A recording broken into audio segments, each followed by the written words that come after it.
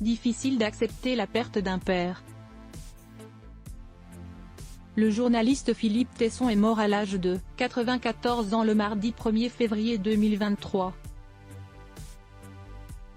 Entité de la presse écrite, pilier de la radio et de la télévision française, il est décédé paisiblement et entouré de ses enfants, comme l'indiquait le journal Le Figaro, pour lequel il travaillait, le lendemain du drame.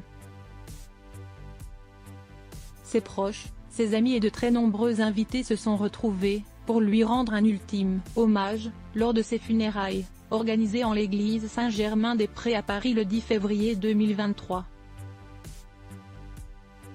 Il a rendu son dernier souffle en regrettant cette vie où il s'était tant amusé. C'est dans une autre publication, dans les pages du magazine Le Point, que son fils l'écrivain Sylvain Tesson, il avait aussi une fille, Stéphanie, a accepté de revenir sur cette épreuve terrible que la famille traverse. Il a rendu son dernier souffle, était-ce l'âme ? En regrettant beaucoup cette vie où il s'était tant amusé, explique-t-il. Jusqu'à la fin, il a gardé une finesse d'esprit, une plasticité de sensibilité et une souplesse de sentiment.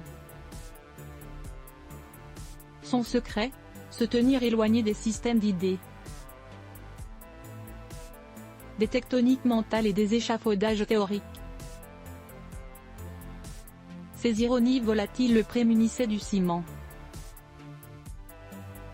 On disait de lui qu'il était léger parce qu'on ne trouve pas d'autre terme pour qualifier la diététique de la liberté.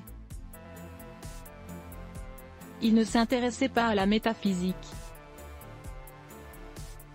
Il était trop occupé du bonheur. Sylvain Tesson a été habitué à écrire dans des conditions extrêmes. Il avait notamment reçu un prix Médicis en 2011 pour avoir affronté le froid et la solitude, pendant des mois, afin de rédiger les pages de Dans les forêts de Sibérie.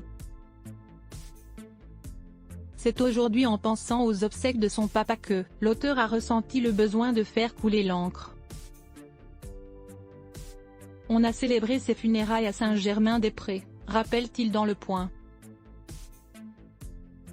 En voyant le cercueil enrubanné d'encens alors que claquaient les accords de l'orgue et que le prêtre solfiait les indépassables mesures de la liturgie catholique, je me suis dit qu'il y avait là, dans cette présence de Philippe Tesson devant l'autel, une facette de l'identité française.